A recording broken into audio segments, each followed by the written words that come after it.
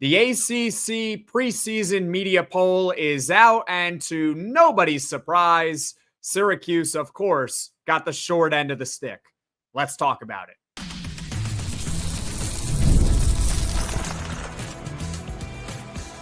You are Locked On Syracuse, your daily podcast on the Syracuse Orange, part of the Locked On Podcast Network, your team every day. Hello, everyone, and welcome into Locked On Syracuse. I'm Jackson Holzer, and thank you for making us your first listen of every single day here on the Locked On Podcast Network. It's your team every day. We're always free and available wherever you get your podcasts, whether you're watching us on YouTube or you're listening to Locked On Syracuse on your favorite audio platform. And on today's show, we are going to discuss the ACC preseason media poll and the fact that Syracuse was picked to finish 12th in the conference for the upcoming 2025 college football season. We will compare the preseason expectations for this year compared to 2024. Spoiler alert, they're eerily similar. We'll also discuss how Syracuse can exceed expectations, how the Orange could finish a lot higher than 12th in the conference this upcoming season. But first, why it's important that Syracuse was picked to finish 12th and a couple of big takeaways from that. So all that and more here on today's show. Why are preseason polls important? Because a lot of you might be thinking, it doesn't matter. It's stupid. It's hogwash. They want to disrespect Syracuse, fine. And to an extent, I kind of agree with you, because at the end of the day, it's about what happens on the field. And if you take care of business on the field, you will, at some point in time, get rewarded by the public. But preseason polls do matter. They do, because they help shape the narrative for the course of the college football season. And unlike pro sports, where you have definitive standings, there's no public opinion of the standings. They're just there. Who wins the most games? Who loses the most games? We're going to seed you based on the field. In college, everything is taken into account. It's not just about your wins and losses. Who did you beat? Who did you lose to? What was the margin of defeat? What was the margin of victory? And also, what is your perception? Don't hate me. I'm just the messenger.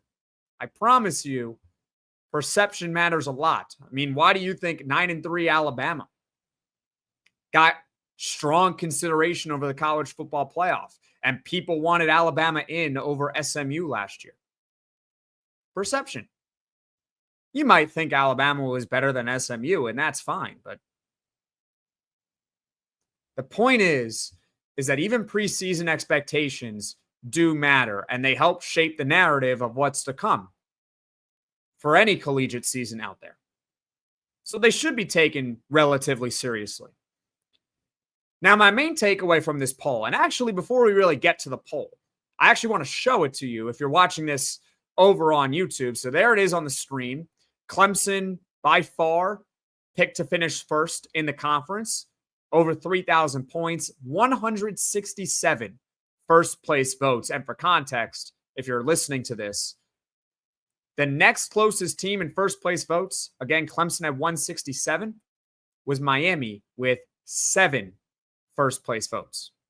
So Clemson is by far and away the favorite to win the conference. Your top 5 in order: Clemson, Miami, SMU, Georgia Tech, and then Louisville rounding out the top 5. And you can see Syracuse right there at 12th.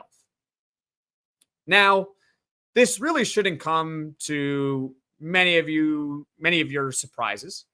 I was not surprised by the poll, to be honest with you. We did a poll Friday last week predicting where Syracuse would finish in the ACC preseason media poll.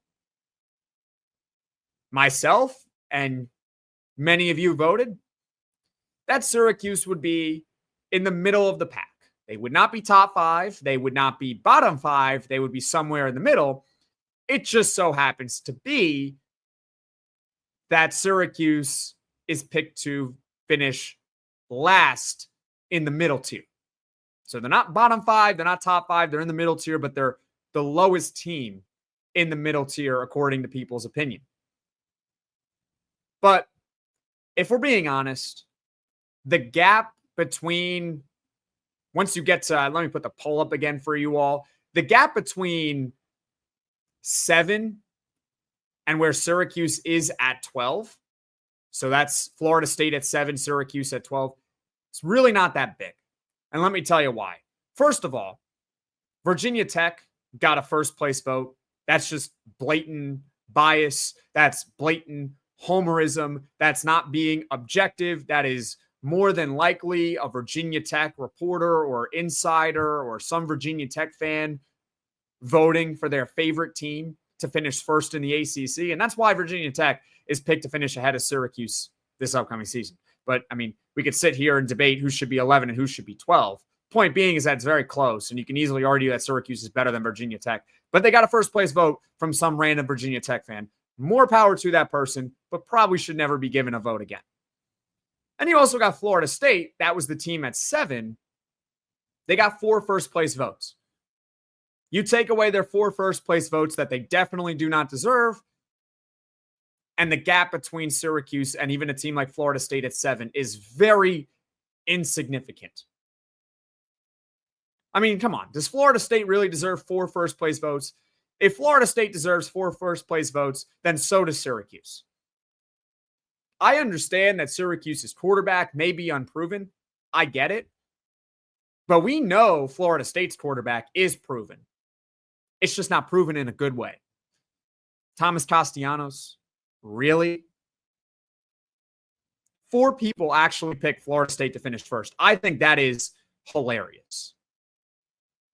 But that's neither here nor there.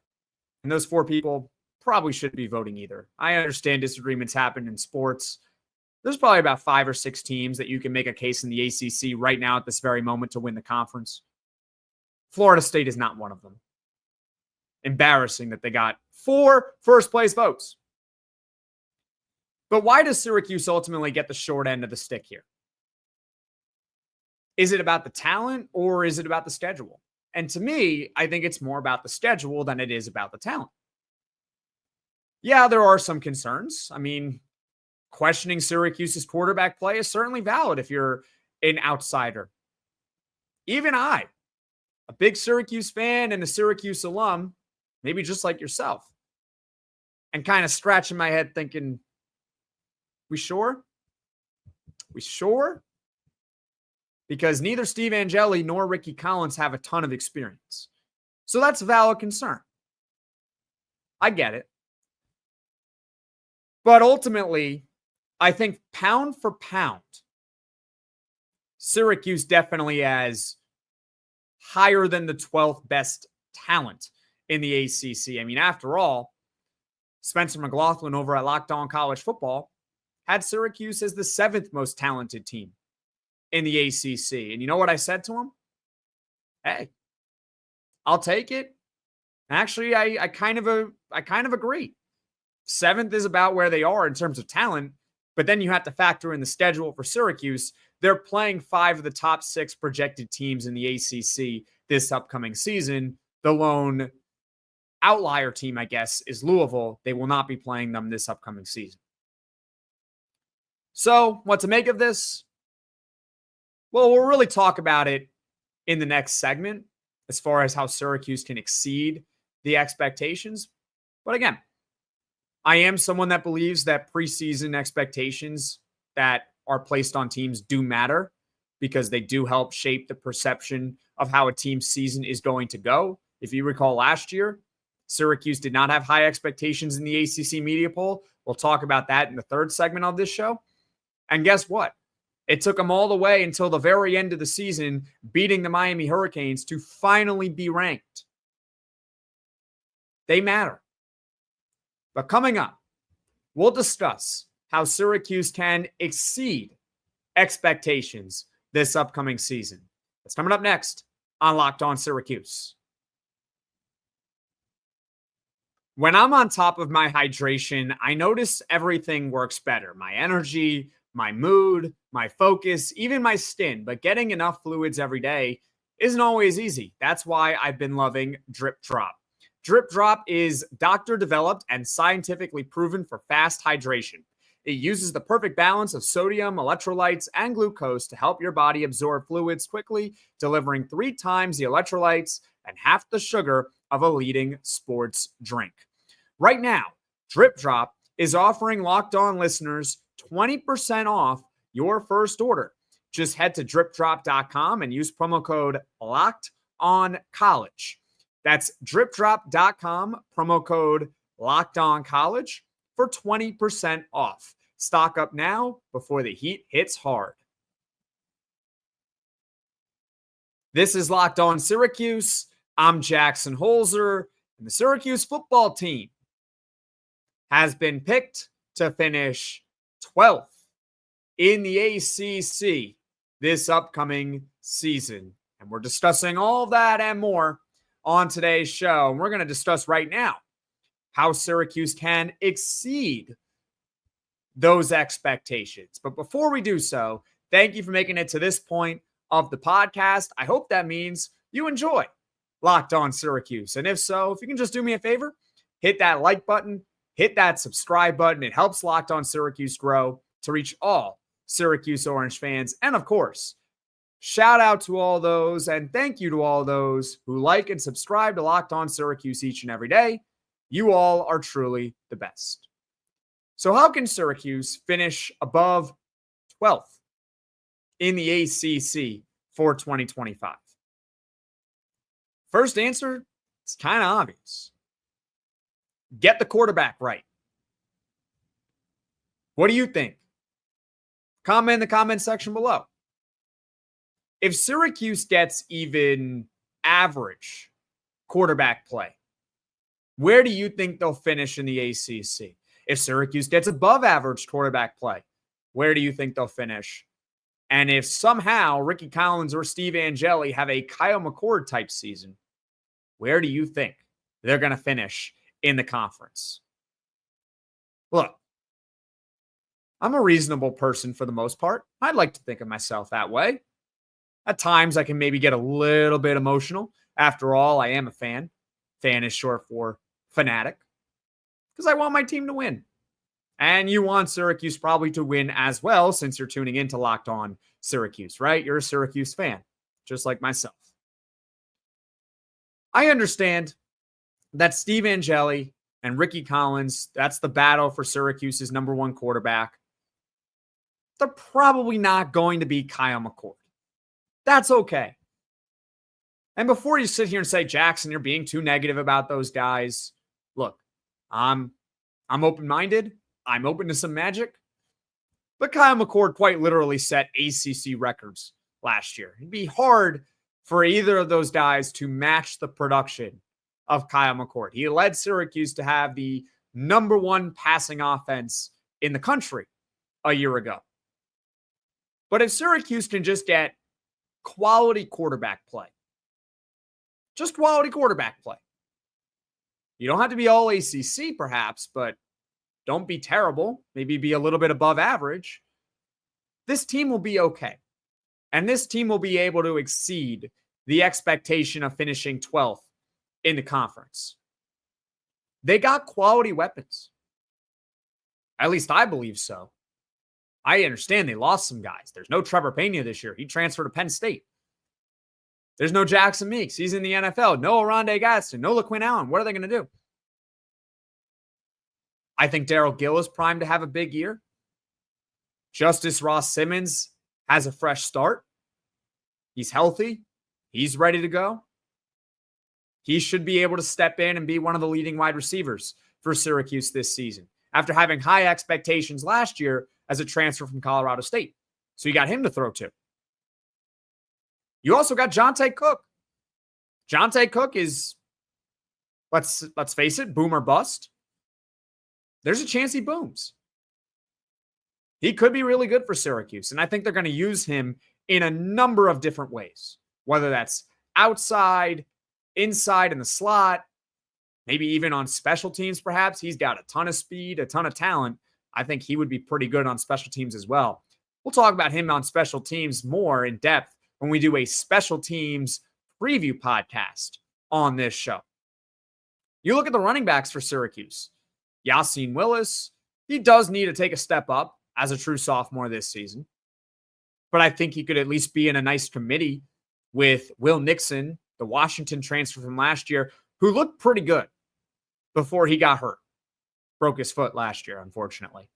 But he looked pretty good when he was playing in the beginning of the season. I liked him.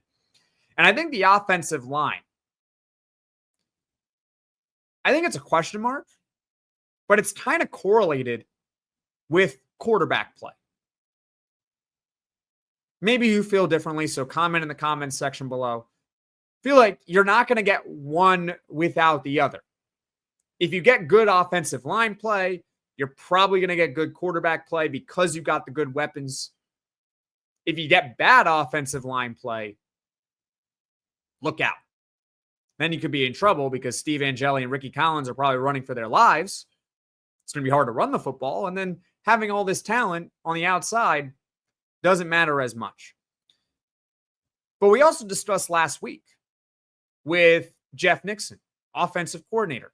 And his offense historically has worked really well, even without having Kyle McCord as his quarterback all the time. It's not like Jeff Nixon has always had an NFL guy throwing for him. He has still been able to churn out quality offenses in college football. He was able to create a pretty solid Baylor offense when he was there in his first season. When they won one game as a team, they had a good offense for a one-win team. So make no mistake, if Syracuse gets quality quarterback play, they're going to be okay.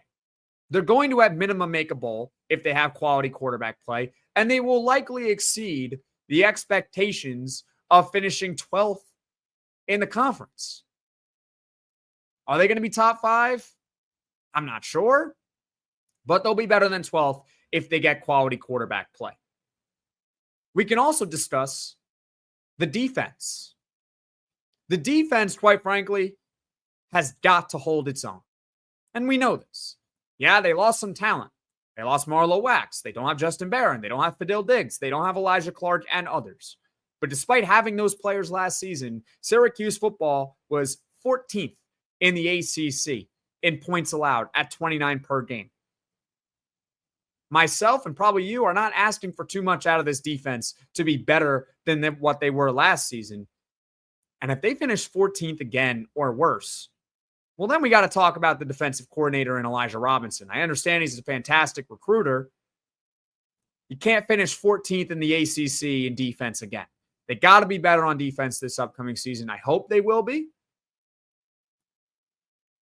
But we'll see. But finally, use the poll as motivation. And I understand this is not an X's and O's type of breakdown when I say that. But I hope Fran Brown prints out a picture of that ACC media poll and puts it in the locker of every Syracuse football player. This is what the public thinks of you. They think you're the 12th best team in the ACC out of 17 teams. They think you stink. They think you're going to miss a bowl. Go out and prove them wrong. Go out and work harder than every other team in the country. You may not have as much talent as a team like Georgia or a team like Clemson in the ACC or Miami in the ACC, but you can work harder than them. You can absolutely work harder than them and try to make up the difference in talent because you're working a lot harder. And you can use that motivational tactic of they think you suck. They think you're not good. They think you're going to miss a bowl. So it's not X's and O's. It's more about bulletin board material. How do you think Syracuse can exceed expectations from the ACC media poll this upcoming season? Comment your thoughts in the comment section below. Now, coming up, where was Syracuse picked to finish last year in the ACC? The results may surprise you. That's coming up next on Locked On Syracuse.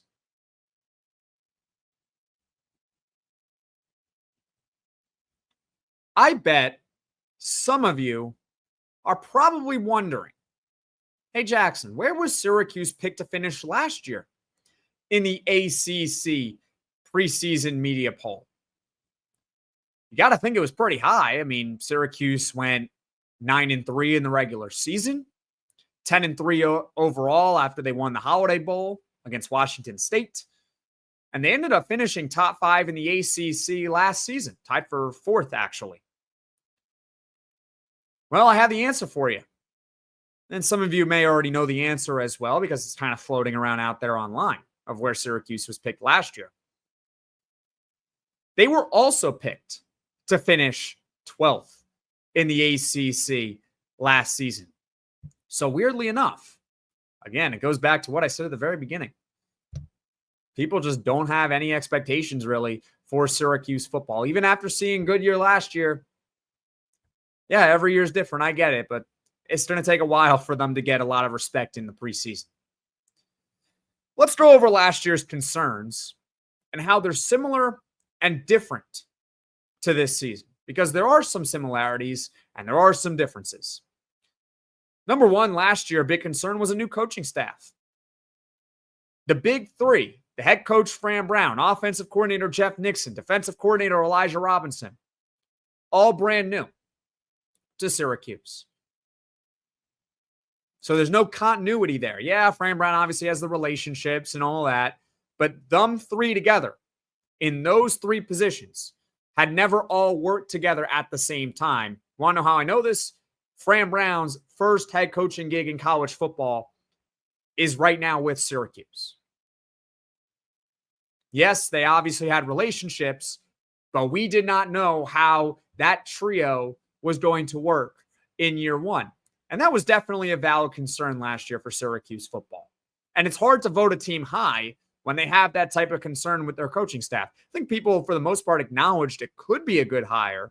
We certainly thought it was going to be a good hire. But hey, show me. Don't tell me. Show me, right? And that's what they did last season. Number two, ironically, why Syracuse was picked to finish so low in the ACC media poll, a lot of it had to do with Kyle McCord. People did not think Kyle McCord was very good. They just didn't. It was hard to believe, and we had many battles on this show with Tyler Budge, CF Budge over on Twitter, and many of my other colleagues on Locked On ACC and Locked On College Football about Kyle McCord and trying to convince people, hey, Kyle McCord is really good, but he just had ridiculous expectations over at Ohio State, and he couldn't live up to those expectations, but he's still really good. People couldn't wrap their head around that. People didn't think Kyle McCord was very good. If you recall, I actually picked Kyle McCord to finish second team All ACC last season. I understand I don't get everything right here on this show. I get a lot of stuff wrong on this show, okay? I'm not Nostradamus out here. But hey, I got to pat myself on the back for that prediction, okay? Kyle McCord, second team All ACC. Told you he was going to have a good year. I didn't think he would set ACC records, but told you he was going to have a good year. But the irony is that there was a concern last year with Syracuse's quarterback in Kyle McCord, which is hilarious to think about now in hindsight. So what's similar and different to last year? Unlike last season, I think for the most part, people now acknowledge that Fran Brown and this coaching staff was terrific for Syracuse, and it was a home run hire for the most part, especially also off the field when you take a look at their recruiting. And now you have that year of experience where they went 9-3 and finished 10-3 overall. So that's different.